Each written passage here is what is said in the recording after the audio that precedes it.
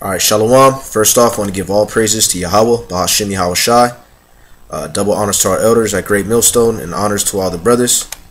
Yakal. Kali Allah. Yeah, so we just want to go into a couple of precepts dealing with reincarnation or the regeneration, and go into some history on a particular character, a devil named Hadrian, and another devil who came before him, known as Antiochus Epiphanes. Alright, because in reading the history, me and this brother were going through it, through the spirit, they could have been the same man, because they did the same wickedness to Israel. And I know a lot of the brothers know about Antiochus the fourth, surnamed Epiphanes, but might not know about Hadrian, The Roman general. right? Which he was actually, he's a king. And there's some information right here. Hadrian, he's a Roman emperor from 117 to 138. And you're just gonna go into some information, but before I get into that, just wanna hit a precept. It's Ecclesiasticus, the first chapter.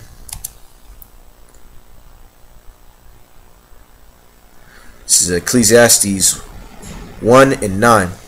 The thing that have been, it is that which shall be, and that which is done is that which shall be done, and there is no new thing under the sun. Is there anything whereof it may be said, see, this is new? It have been already of old time, which was before us. There is no remembrance of former things, neither shall there be any remembrance of things that are to come with those that shall come after.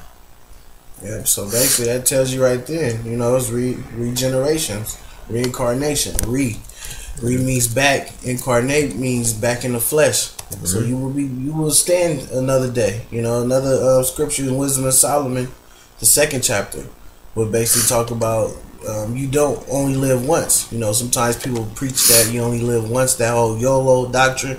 That need to get thrown out the window.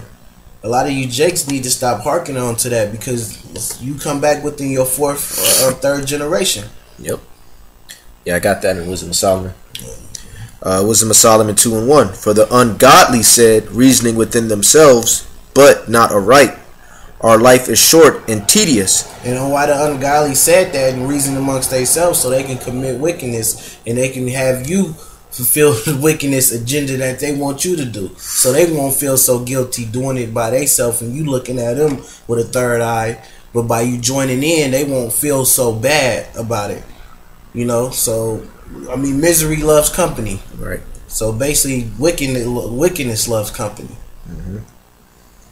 Right. And in the death of a man there is no remedy, neither was there any man known to have returned from the grave. Yeah, and that's what they teach it, which at that time Yahweh Shai didn't return yet, but in his future self he was going to return, because he's speaking right now. He's giving that testimony as Solomon. Right. And then, he rose the third day. So that's a cut right there. Yep. The disciples, which became the apostles, they were raising people up. Yep. All right. So that's a false doctrine pretty much. At the same time, the majority of this world is on that vibration. You only live once, not knowing that you come back. All right, like the brother referenced in your third or fourth generation. Yep. And we're going to get that scripture. Verse 2: For we are born at all adventure, and we shall be hereafter as though we had never been. For the breath in our nostrils is as smoke, and a little spark in the moving of our heart.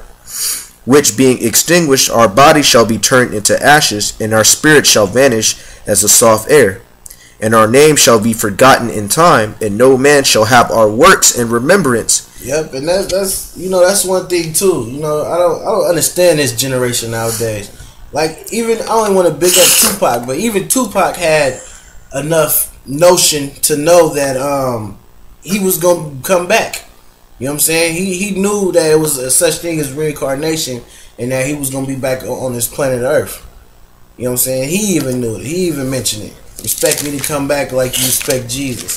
Respect me to come back like you respect Jesus. He constantly repeated that. Now you new rappers nowadays, like Drake and so forth, basically pushing that whole YOLO thing. Just all you popping Molly, drinking codeine people can just constantly keep going off and adopting this wickedness. It's basically Satan just adopting you. Yep, and then it says, and our name shall be forgotten in time, and no man shall have our works in remembrance. Which, that's totally off. And I got a precept on that. This is about the works. Second Ezra's. Just I'm gonna wait for it to come up. Yeah, because we got a Bible, right? Well, history. Everything that people did back in the history is foretold. It's in books. It's in literature. It's programmed. It's actual history channels. It's an actual history channel that go into these things. But you people don't know about it because y'all don't research nothing. All these damn little heathen kids is catching on to these things. And really the Most High set it up for you to get it. Because he wanted you to learn the right and the left. You know what I'm saying? That's what we're going through right now. We learning the left by going through it and dealing with it. Yep, and that goes with what the Lord said in Genesis the 2nd chapter. I'm gonna pull it up real quick. Genesis the 2nd chapter.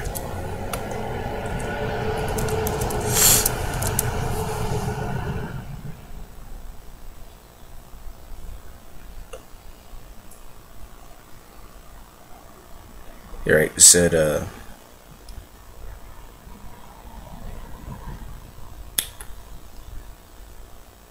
what was that the 3rd chapter? Now they shall be as gods, knowing good and evil.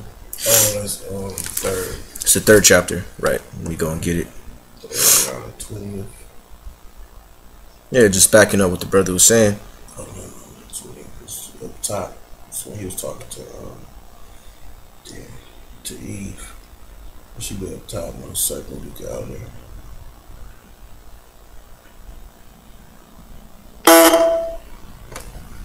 Right, I'm gonna search for it. Salakia. I believe it might have been in the 2nd chapter. Not to deviate from the point. Here it is. Genesis 3 and 5. For the Most High doeth know that in the day you eat thereof, then your eyes shall be open, and you shall be as gods, knowing good and evil. Yep. So that's what's going on right now. The Most High is raising us up to be gods, even though the way it happened was a satanic way. But the Most High is the author of everything. He actually put the spirit. Well, Yahushua actually created Satan. The Most High through the Most High. You know what I'm saying? The Most High allowed it to be done. So that's the way we got to go about it. We got to go according to the Most High's plan. This is no other man's work. Only thing we can hope for, like what it says in Sirach, I believe 37 and 15, is that we hope that the Most High direct us in his in the righteous path. Yep. That's the only thing we can hope for, because the Most High direct. He's off there everything. If a Jake goes off or he speaks something wrong, the Most High say, I'm the one that caused him to speak it, or I'm the one that caused him to be led astray. So that's all we can hope for, is that the Most High direct our paths in righteousness to obtaining, the kingdom. Yep, because like the brother was saying, the Heavenly Father, he creates all things. Mm-hmm. It says in Isaiah the 45th chapter. Yeah. Right. So ultimately, it's all according to his plan. Yeah. And then actually, Wisdom of Solomon, the 11th chapter 2, talks about how everything he created, he loves. Mm-hmm. You know what I'm saying? Yep. Yeah. So he's pleased. So ultimately, the Most High is angry with the wicked every day. Yeah. At the same time, this is all going according to his plan. All right. So he can be justified in condemning one and teaching. Yep. One. And yep. Exactly. And justifying the other. All right, like it tells you in Romans the 9th chapter, vessels of wrath fitted for destruction, and there's vessels of wrath from there's vessels of mercy. Right. But going back to the point, Or it says in Wisdom of Solomon 2:4, and our name shall be forgotten in time, and no man shall have our works in remembrance. That's the mindset of the ungodly. This is 2nd Ezra chapter 14, verse 35. For after death shall the judgment come, when we shall live again, and then shall the names of the righteous be manifest, and the works of the ungodly shall be declared. Yeah, so that's a complete cut, and that's self-explained. You know what I'm saying? So, like it says, a lot of people gonna wake up to everlasting contempt. You know, because they gonna remember a lot of the stuff that they were doing in their past lives. Yep. And then, what you were doing in your past life, that's what you're doing on this earth today. Yep. So it says, then shall the works of the ungodly be declared. Going to the point. So Antiochus, the fourth son named Epiphanes, which brothers are familiar with. He ruled from 215 BC to 164 BC. Excuse me, he lived from 215 BC to 164 BC. It's estimated that he reigned from 175 BC until 164 BC. Now we're gonna jump to this guy, Hadrian.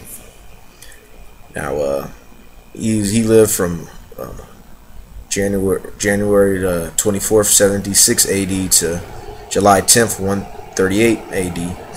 All right, so adding it up, it's just short of 300 years. All right, they lived about 300 years before.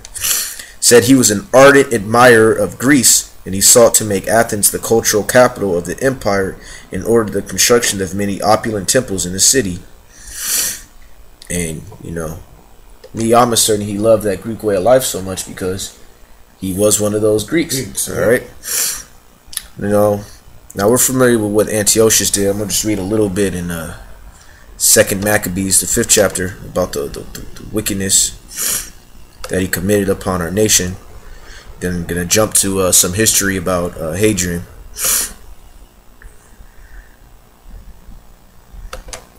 So just bear with me.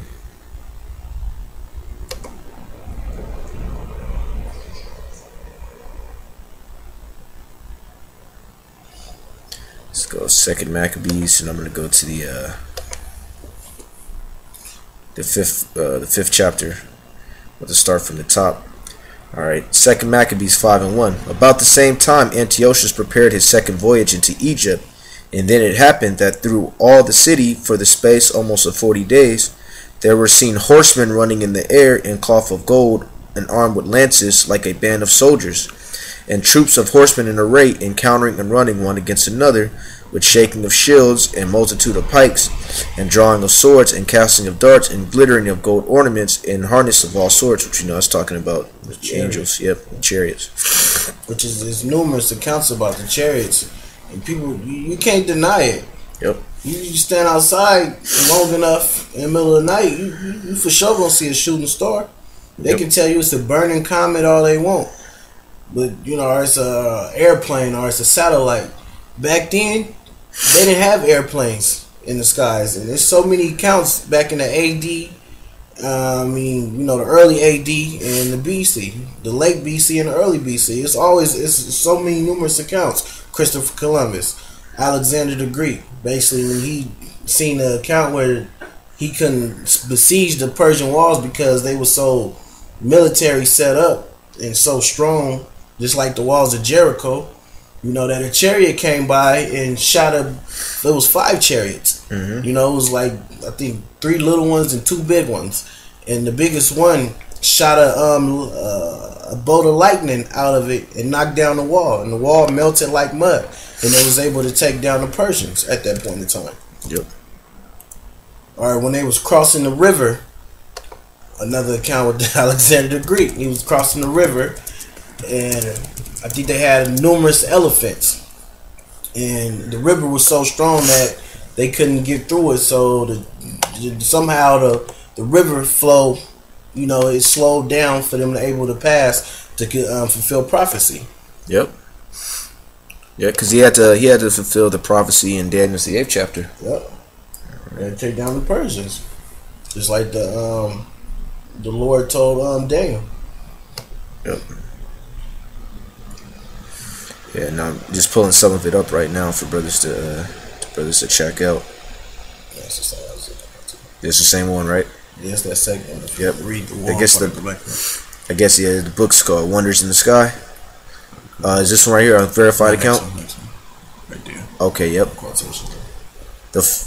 I'm gonna jump down. I'm gonna get some understanding. After repeating the Edwards account, Drake goes on to say that Finoglio based his version on the 19th century historian Johann Gustav Joyson, revealing the following startling information during the Macedonian siege of Tyre on 332 BC. The fortress would not yield. The walls were 50 feet high and constructed so solidly that no siege engine was able to damage it. The Tyrians disposed of the greatest technicians and builders of war machines of the time, and they intercepted in the air incendiary arrows and projectiles hurled by the catapults on the city. One day, suddenly there appeared over the Macedonian camp these flying shields, as they had been called, which flew in triangular formation, led by an exceedingly large one. The others were smaller by almost a half. In all, there were 5. The unknown chronicler narrates that they circled slowly over Tyre, while thousands of warriors on both sides stood and watched them in astonishment. Suddenly, from the largest shield came a lightning flash that struck the walls. These crumbled. Other flashes followed, and walls and towers dissolved as if they had been built of mud, leaving the way open for the besiegers, who poured like an avalanche through the breaches. The flying shields hovered over the city until it was completely stormed. Then they were swiftly disappeared aloft, soon melting into the blue sky. So why was that mentioned back in 320? I believe 332. Yeah, back in BC. So why was that mentioned back then in that point in time? Chariots always been around. Yep. You know what I'm saying? Even going back to further in history, further up in history with the bubonic plague. Known as the Black Death, bubonic and bubonic plague. Even it's accounts about how when the plague would occur, it would always be a chariot above the city, and the chariot would swarm around the city for a while, and then you'll see a chariot take off. Next thing you know, it's a whole bunch of accounts about people being sick or catching the plague, because that was the Most High fulfilling his prophecy. Because you got to understand, the angels are in order. You know what I'm saying? When the Most High tell the angels to do something, they do it. There's no rebelliousness in amongst them angels. Yeah, I got something real quick. A great, and you brothers should see the link here, the forbidden knowledge / chemtrails. A great many people thought Europe and other plague-stricken regions of the world were reporting that outbreaks of the plague were caused by foul-smelling mists. These mists frequently appeared after unusually bright lights in the sky. The historian quickly discovers that mists were reported far more frequently and in many more locations than were rodent infestations. The plague years were, in fact, a period of heavy UFO activity. You know, but we'll just go back. You know, not to get too much off topic. You know, we were talking about that. You know, just before we were just going into that, and I forgot that this was in the same chapter. You know, it's a spirit though. That's a spirit though. You know, but and Lord willing, you know, Adawan Ratazar, we could do another show and go more in depth on that. But this is verse 4. Actually, I'll start at 3. 2 Maccabees 5 and 3. And troops of horsemen in array, encountering and running one against another, with shaking of shields and multitude of pikes, and drawing of swords, and casting of darts, and glittering of gold ornaments, and harness of all sorts. Wherefore every man prayed that apparition might turn to good. Now there was, it's just like what we was reading, you know, they just astonished, they just stopped, you know. Now when thereat was gone forth a false rumor as though Antiochus had been dead, Jason took at least 1,000 men, and suddenly made an assault upon the city, and they that were upon the walls being back, and the city of Link taken, Menelaus fled into the castle. I'm gonna just jump down. Kind of like the Ottoman Empire too, and going back to Constantinople. Yep. Yeah, it was a chariot too that was showed over, and basically it turned night into day, and it stayed like that all night. You know, just for the Ottoman Empire to take them down. Yep. Because also, if you watch that show UFO Hunters, it tells you when these chariots come by, it shuts off all electricity. Yep. You know. So that's why it's nothing but darkness. Mm-hmm. Let's pull some. That's the reason why they mainly reveal themselves in the dark too. Mm-hmm. But going back, yeah. I'm gonna just jump down to 11.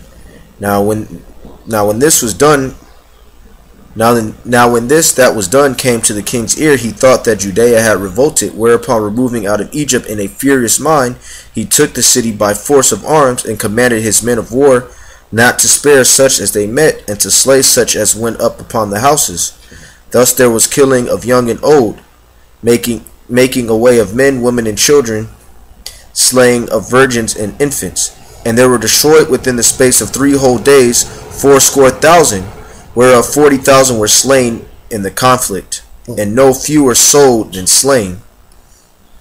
You know, so that's just an example. This is him killing 80,000 of our people in 3 days. Yeah, 3 days. And here it go. You people is mad about one Jake one Jake killing another Jake on the street. Y'all be ready to crucify that person. But when it comes to this wickedness of this white man, him creating genocide, you don't have a problem with it. You basically justify it or give him excuses.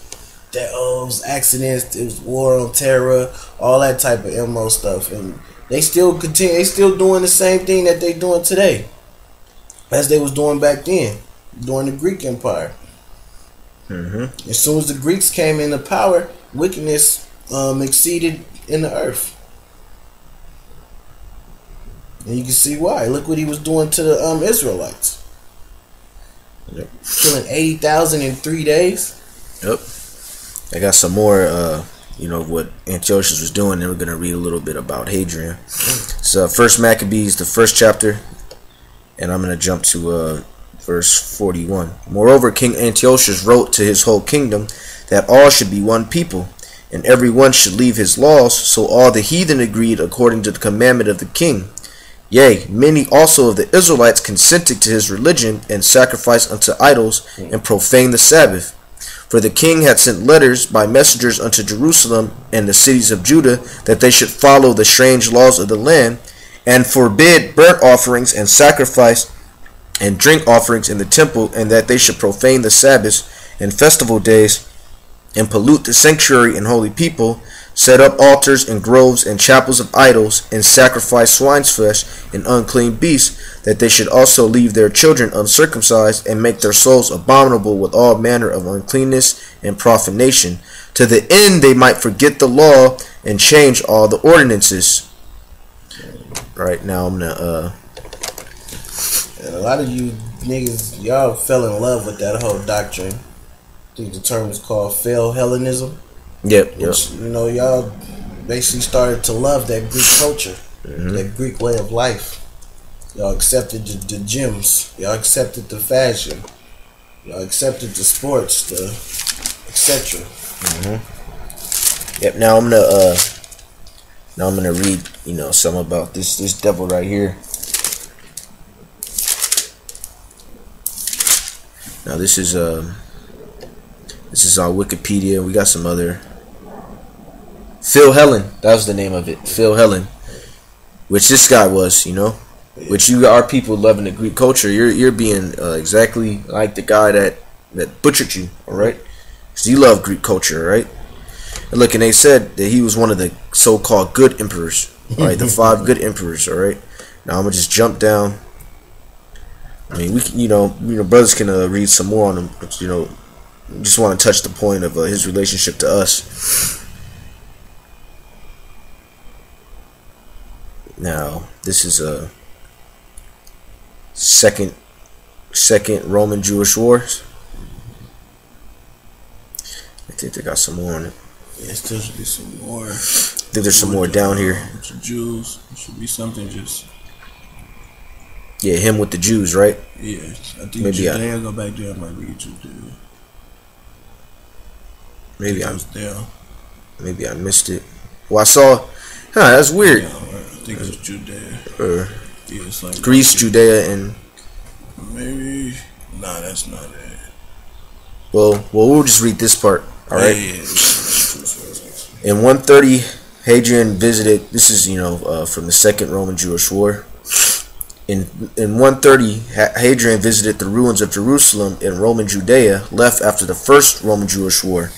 He rebuilt the city, initially allowing the rebuilding of the temple, but then changing his mind and renaming it Aelia Capitola after himself and Jupiter Capitolinus. Now I'm going to go to 2nd Maccabees, the 6th chapter. Which that's the complete devil right there. Yep. But he gave these niggas some hope. Back then he gave Jake hope. He just took all that hope, flushed it down the damn toilet, and put that Greek way of life on him. Yep. And he really named it after himself. Yep. And that's what I'm gonna go back to it. It's like how Antiochus was, Yep. He was setting himself up as like he was God. Right, and that's what his name actually means. Antiochus Epiphanes means God manifest.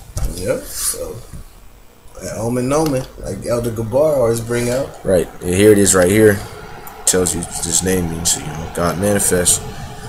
All right. Yep, and then going back to this guy Hadrian,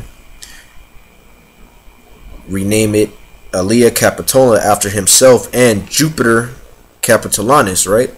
It's the 2nd Maccabees 6th chapter, 1st verse.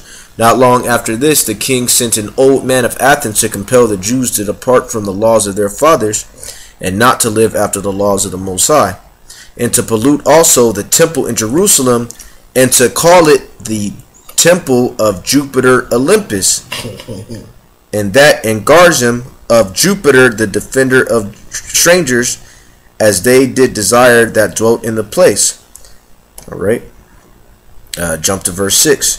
House of exercise. Neither was it lawful for a man to keep Sabbath days or ancient feasts, or to profess himself at all to be a Jew.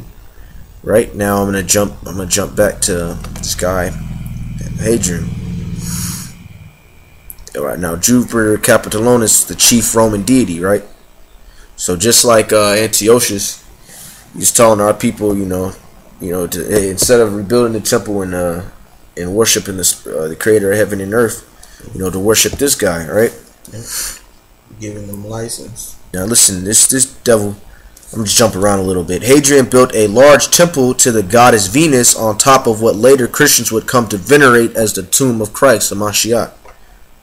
A new temple dedicated to the worship of Jupiter was built on the ruins of the old Jewish second temple, which had been destroyed in AD 70.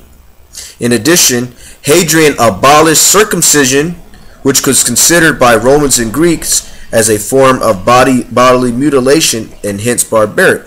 Going back to 2nd Maccabees, the 6th chapter. Just depleting, just basically making you discontinue from your heritage. Yep. Going back to 1st Maccabees, 1st chapter. Just read it again.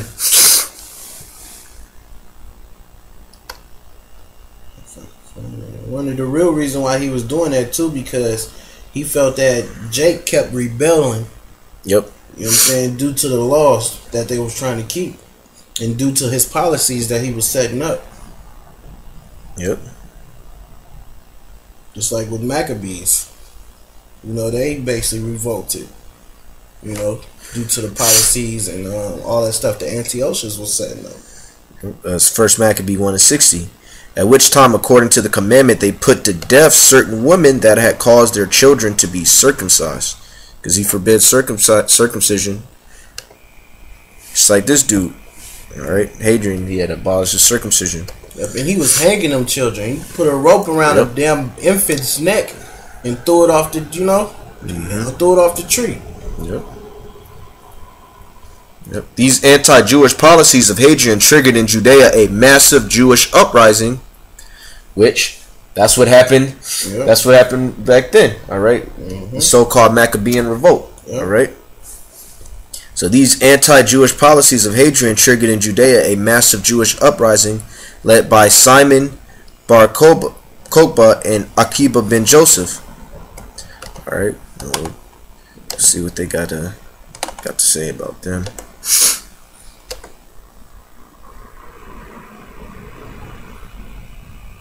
You know, which these weren't these rats over there in our land right now, right? This is our people, right? So you know, this is just some history. You know, he ruled as a prince, and you know, eventually, you know, we fell down.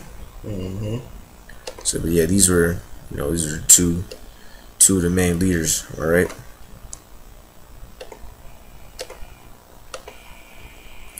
Following the outbreak of the revolt, Hadrian called his general Sextus Julius Severus from Britain, and troops were brought from as far as the Danube. All right, same thing with Antiochus, man. He pulled out all the stops for us. All right. Roman losses were very heavy, and it is believed that the entire region, the 22nd Dioterina, was destroyed. Just like we was giving it to them devils back then, all right, with Lysias and Georgius. Those are two like the main captains, just whooping their ass, all right. Then eventually, you know, we rededicated the temple, and that's why we celebrate Hanukkah to this day, all right. But Hadrian's army eventually put down the rebellion in 135 after 3 years of fighting, and that's what happened with us, all right, back in the time of Maccabees. You know, we eventually fell, all right. So it wasn't that time. Prophecy still had to be fulfilled. The Romans were supposed to take power, and the Messiah was supposed to come and, you know, be our ultimate, you know, blood oath or sacrifice, and delivering us back to the Most High. So back in the Jeremiah days, the Most High, you know, turned his back on Jake. He didn't want to deal with Jake at a point in time, and he was ready to destroy Jake. Right, and it says Hadrian's army eventually put down the rebellion in 135 AD after 3 years of fighting. According to Cassius Dio, during the war, 580,000 Jews were killed, 50 fortified towns, and 985 villages razed. The final battle took place in Beltar, a fortified city 10 kilometers south of Jerusalem. The city only fell after a lengthy siege, and Hadrian only allowed the Jews to bury their dead after a period of 6 days. Wicked. But that was just plainly wicked. You're supposed to bury the body before the sun set, which is in the laws. Now, that's him basically trying to keep us from fulfilling our duties that the Most High gives us. Fulfilling the law. Yeah. You know? Which it goes into it. He attempted to root out Judaism, which he saw as the cause of continuous rebellions, prohibited the Torah law, the Hebrew calendar, and executed Judaic scholars. The sacred scroll was ceremonially burned on the Temple Mount in an attempt to erase the memory of Judea. He renamed the province Syria Palestinia after the Philistine, and Jews were forbidden from entering its rededicated capital. And that's just like Antiochus. He wanted to remove our memory. All right, and I'm in Psalms 83, like all these other nations came together to make sure, you know, we could discontinue from our, like, Israel be no more by just cutting us off. And you know, prophecy had to be fulfilled, just like Jeremiah 17:4. We had to discontinue from our heritage. It had to be a falling away first. So that's why the Most High allowed this to happen, and to ultimately to teach us, the elect. Yep, and then there's a I'll try to bring it up because there's an example of them burning the burn the scrolls in Maccabees as well. And if I can find it, I'll bring it out. Yeah, but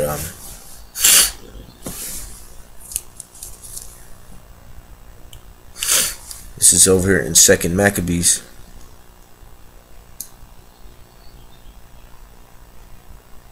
2 Maccabees 9:4. Then swelling with anger, he thought to avenge upon the Jews the disgrace done unto him by those that made him flee.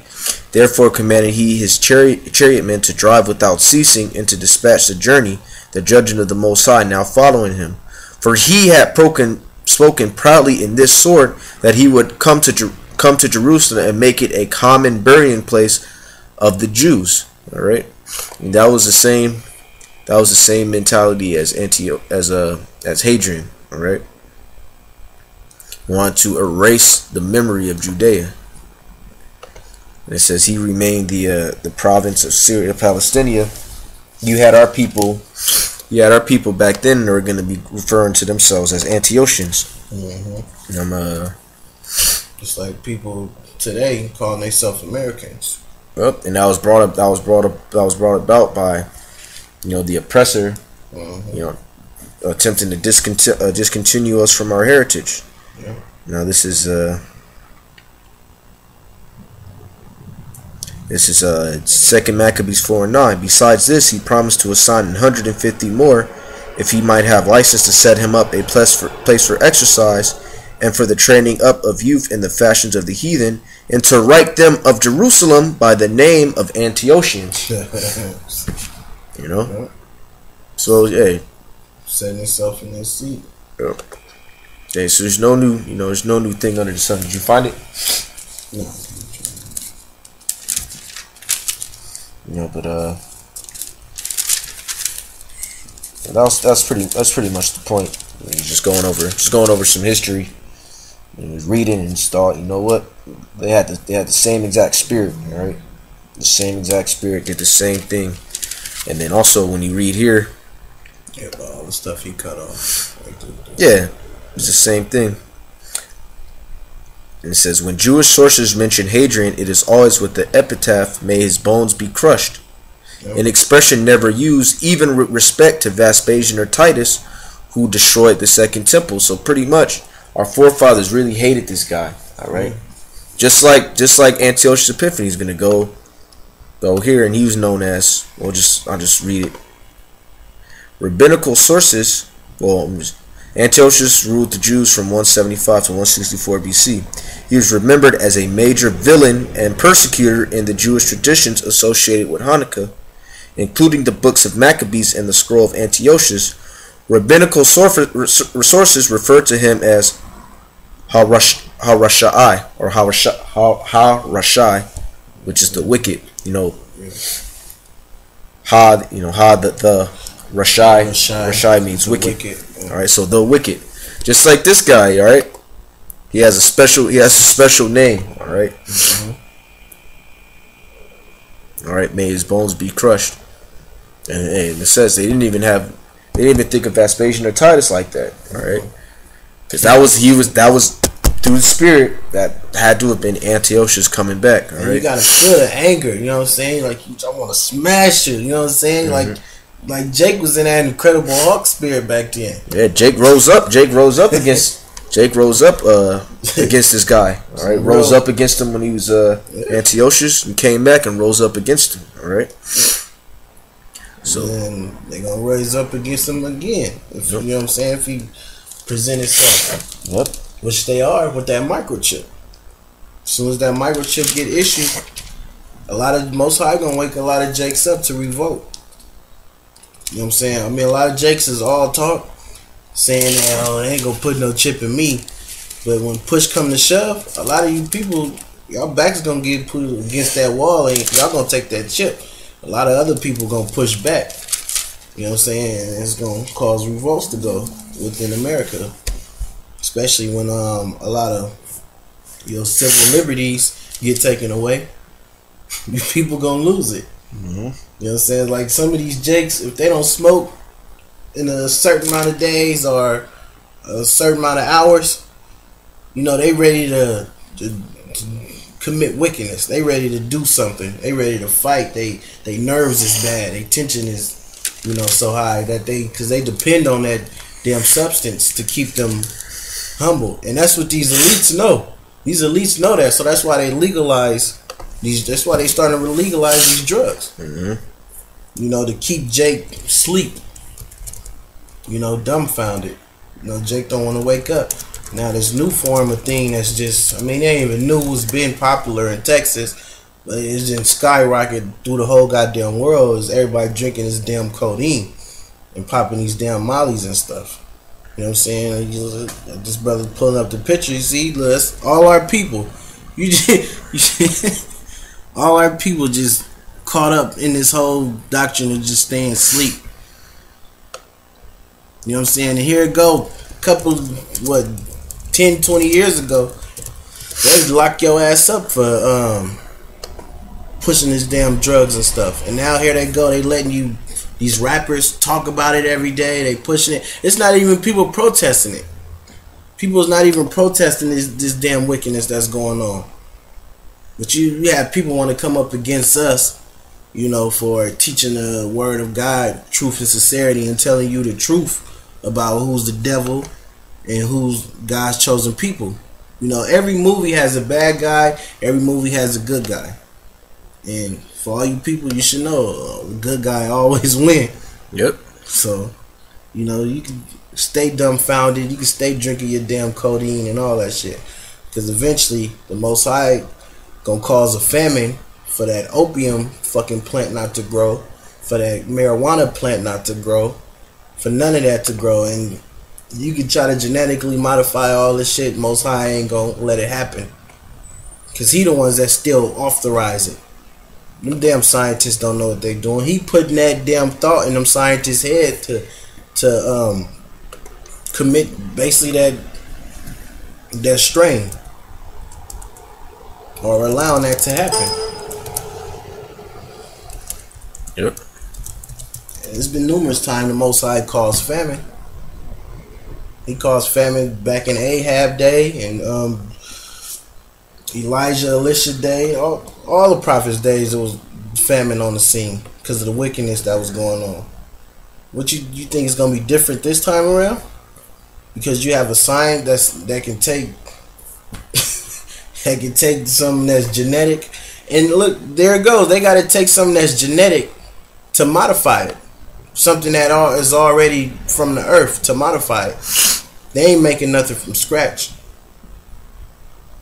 Yeah, I'm trying to find this picture. Just, bro, YT Politics he did a long time ago, and it's pretty much it's got Esau, and he's got two vials, and he says like F God, I can do it better. I think it's on. You seen that? I'm gonna try to pull it up. But that's his mentality, man. That's the pride. Yeah, he really thinks that the Most High went off when he made all of this. Yeah, that's a good picture. That's exactly his mindset. Yeah, I'm just trying to look for it, and then just gonna hit this last precept, and then probably try to post some more history just on this guy. It's basically when he rooted out Judaism. Yep. Which ain't Judaism. Right. Devils. Yeah, I don't know if it's on here no more. Yeah, that was a good picture. But anyways, I'm just gonna go back. Go to Exodus 34:7. Keeping mercy for thousands, forgiving iniquity and transgression and sin, and that will by no means clear the guilty, visiting the iniquity of the fathers upon the children and upon the children's children until the third and to the fourth generation. So this fucking devil right here, the one our people are infatuated with, he's back, man. He came back on the earth, all right. He was on the earth before, and he's probably on the earth right now. And, probably one of them damn refugees. Get ready to push this agenda. Yep. They will. Also, too, we were talking. It could have been some of the Borgias, because Antiochus Epiphanes, he was dealing with his sister, man. Yep. They keep it in the family. Yep. Which they brought out in the season 3 too about Caesar Caesar Borgia and Lucrezia. They getting down. He popped her in season 3, and then I was watching the behind the scenes, and they was basically arguing.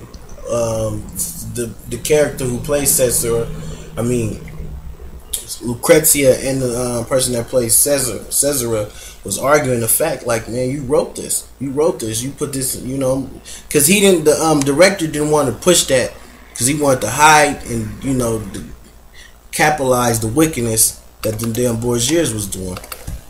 And so basically, they were saying that they had to argue with him just to bring out that scene between him, Caesar Borgia, and his sister Lucrezia. And they right now they having a rough time with Catalina Sforza.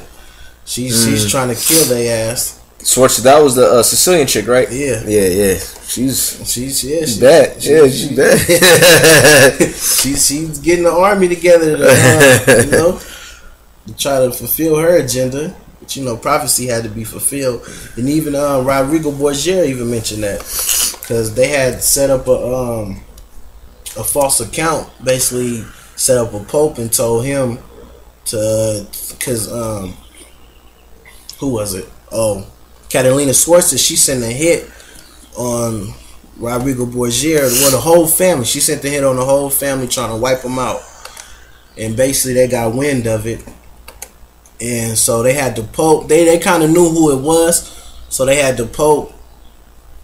One of the cardinals tell on all the other cardinals, which was just all false accusations. Some of them was true, but a lot of them was false. They just try to get everybody out that wasn't with their agenda, that had a problem with Rodrigo Borgia being in office. So they just cast a lot of wickedness. So now all they doing is just creating more enemies, and more people just they ready to kill him. That sounds like America, all right? Yeah. Just create more enemies. You got more and more people, wanting to kill you. Yep. Yeah. Pretty much just wrap it up. Just let's get some more info. What about Hadrian? All right, yeah. About how he basically cut off the time and everything.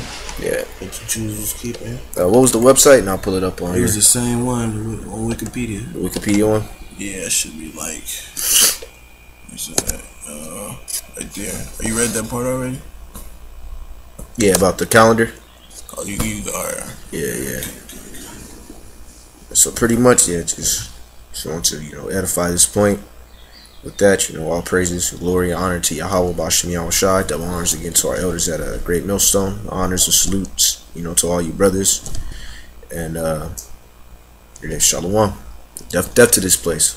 Okay. Right. Shalom.